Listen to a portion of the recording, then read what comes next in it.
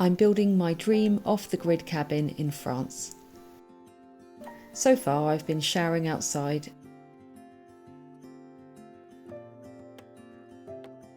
and using a rustic outhouse.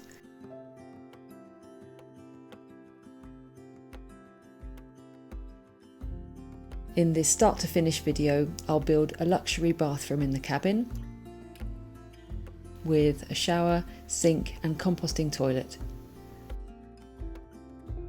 The cabin has 2 rooms and the bathroom will be semi-open plan to the bedroom. This part of the cabin used to be a caravan clad in wood, which I demolished and then rebuilt from scratch.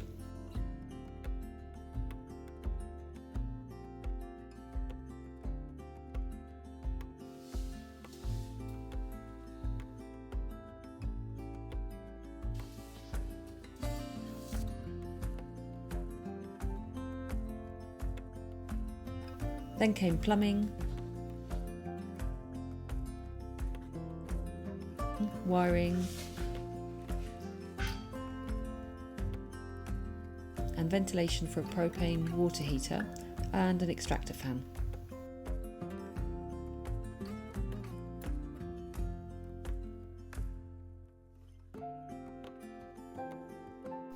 Then building the loo and shower cubicles.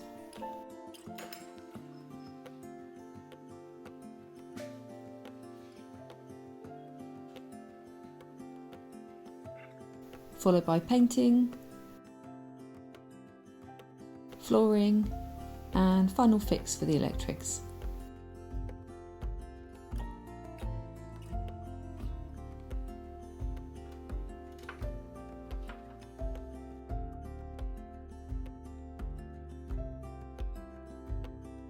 I had ordered a shimmery square tile for the shower, but several weeks later they delivered a rectangular tile. I had already booked my friend Jo to do the tiling, so I just had to go ahead. I'm nervous and excited. Jo's finished tiling the shower. And I've just made the final connections on the water heater, and I've checked that the vent on the water heater doesn't have any animals moving in. And now I'm going to connect the water and see if I can get hot water and cold water to come out of the shower. It's the first time the cabin's ever had any kind of running water inside, and yeah, it's really exciting. I'm really looking forward to it.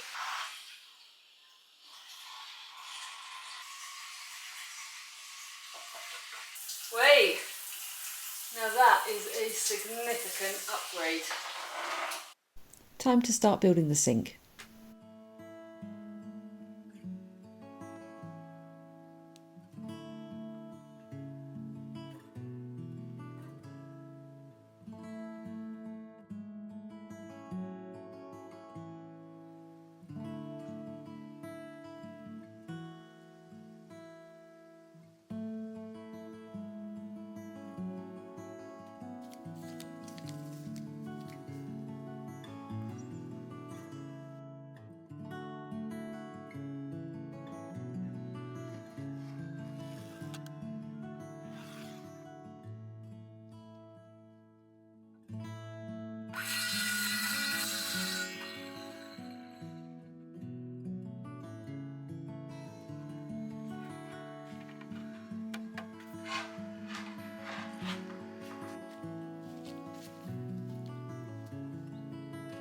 I scoured the sawmill for the perfect oak slab.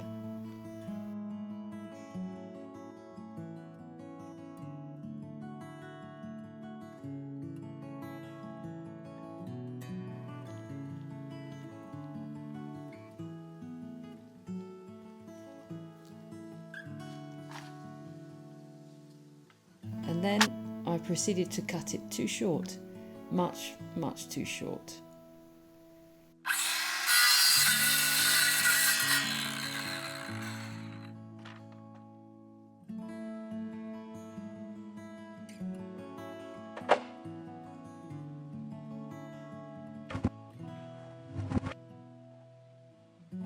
Oh, if only.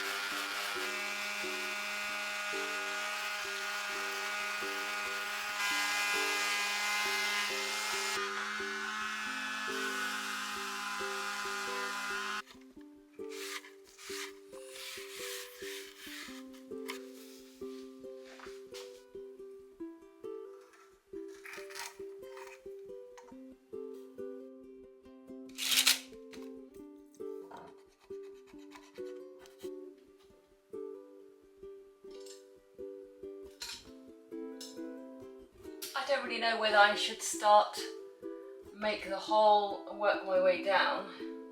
Whether I should go from the bottom up. I don't know whether to make the hole in the floor first and then come up.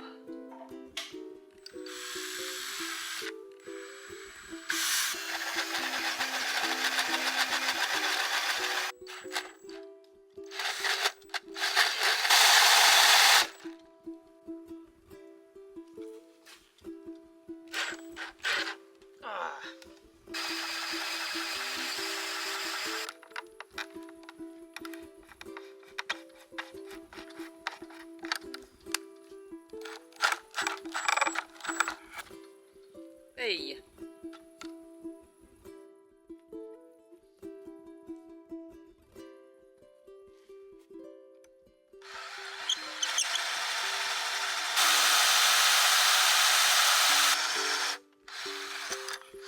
Bollocks.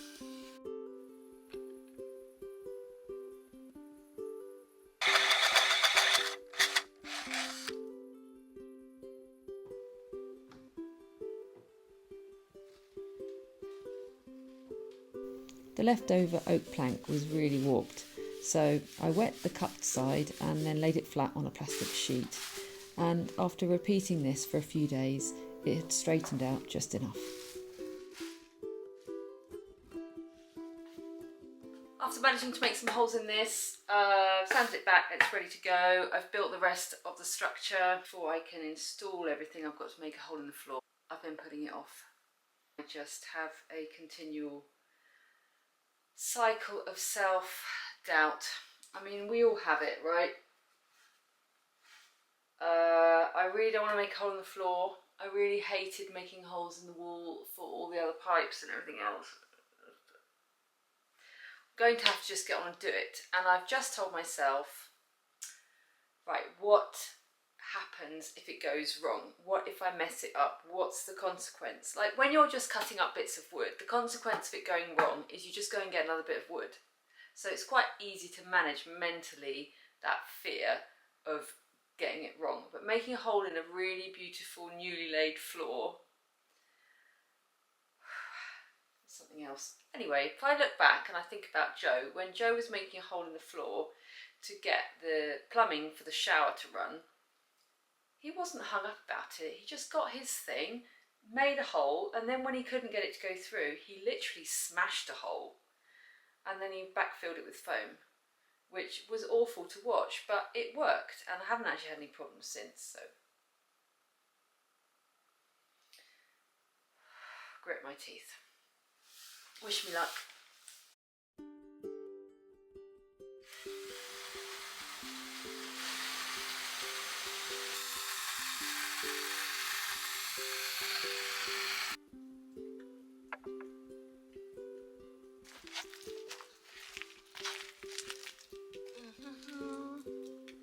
I need some glasses. Glasses!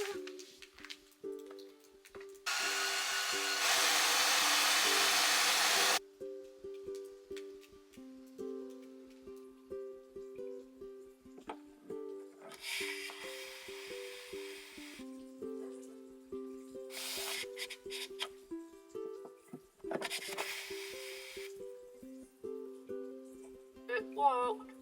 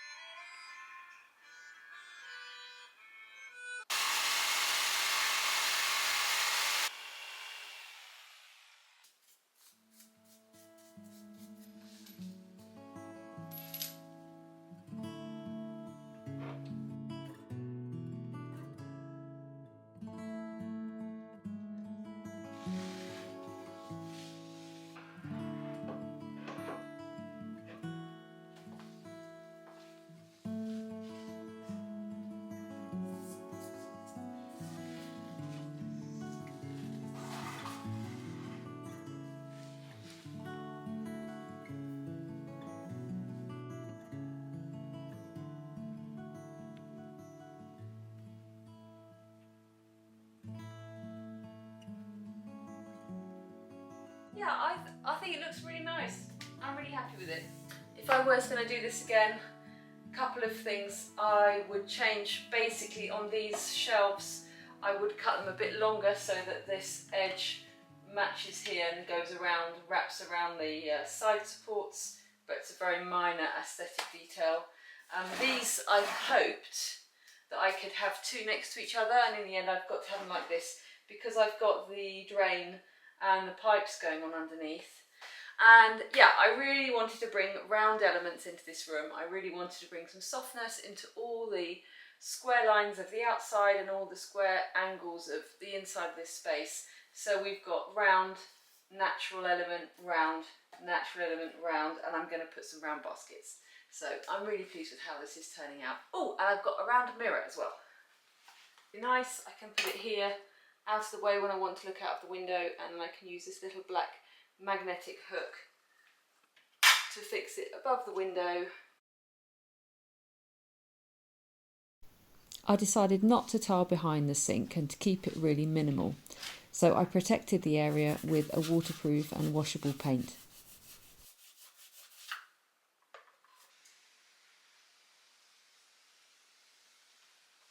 Next job is to pipe the drains that run under the cabin, ready to connect into a future soakaway.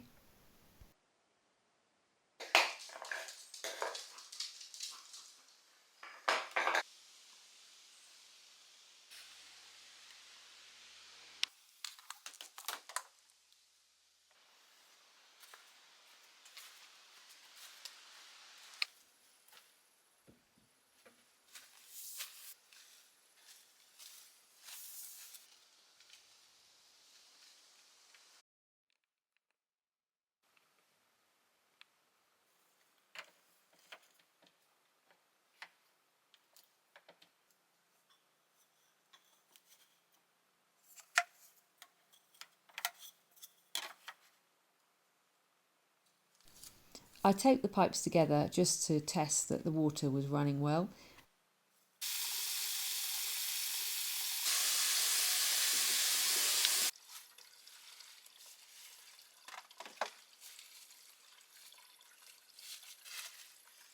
It's okay, it's dripping, but it looks alright. It's running, that's the main thing. And then glued them all together. It's time to start building the composting loo. This summer I upgraded my basic bucket loo to a separating loo with a simple in the ground drain.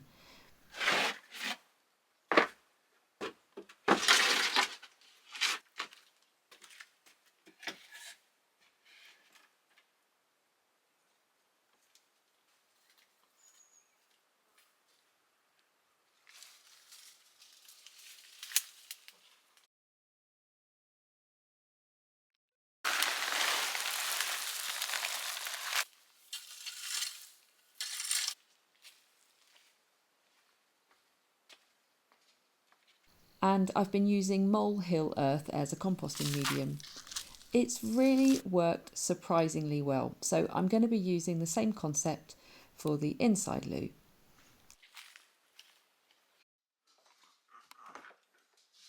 First of all, I'm going to need to clear it out.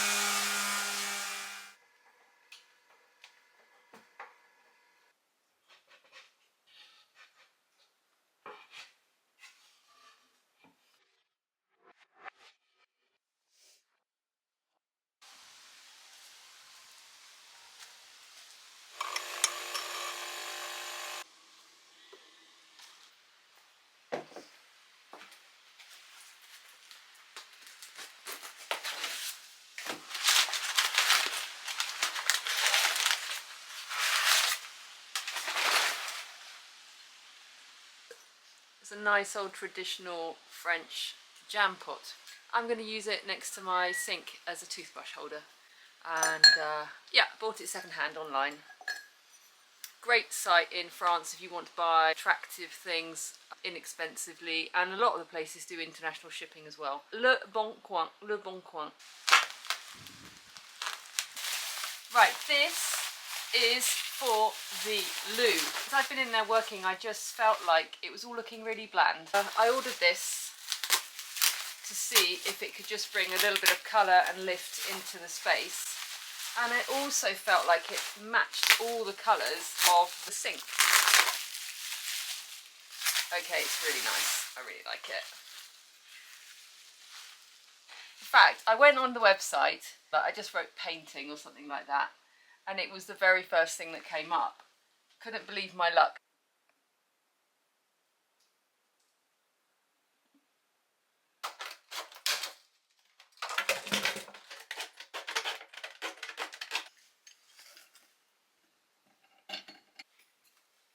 Adding the hose allows me to rinse the separating loo if I need to, and the water connection means that I can always convert this to a standard flushing loo if I wish to in the future.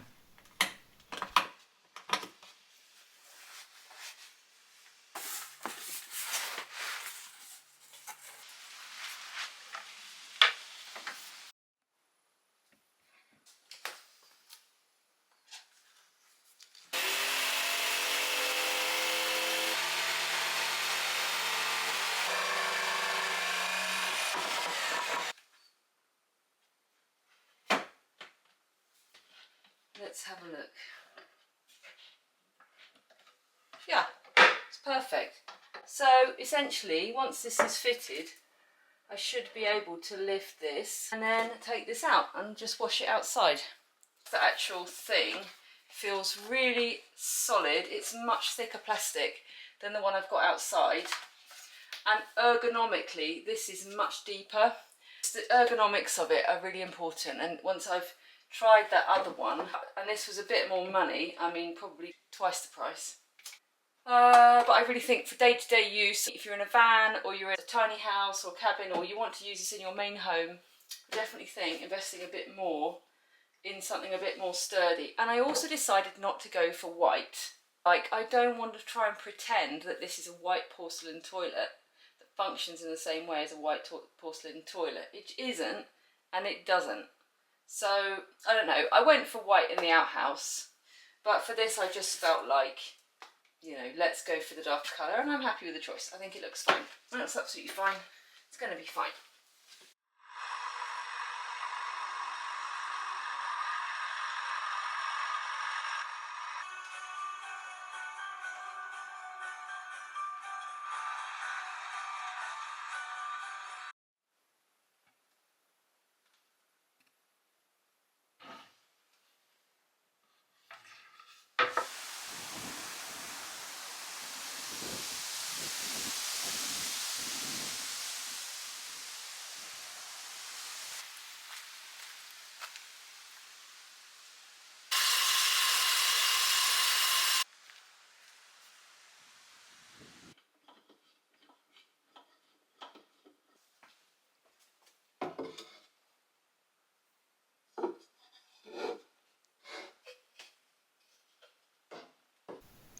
I varnished the plywood, boxed in the water heater and finished up.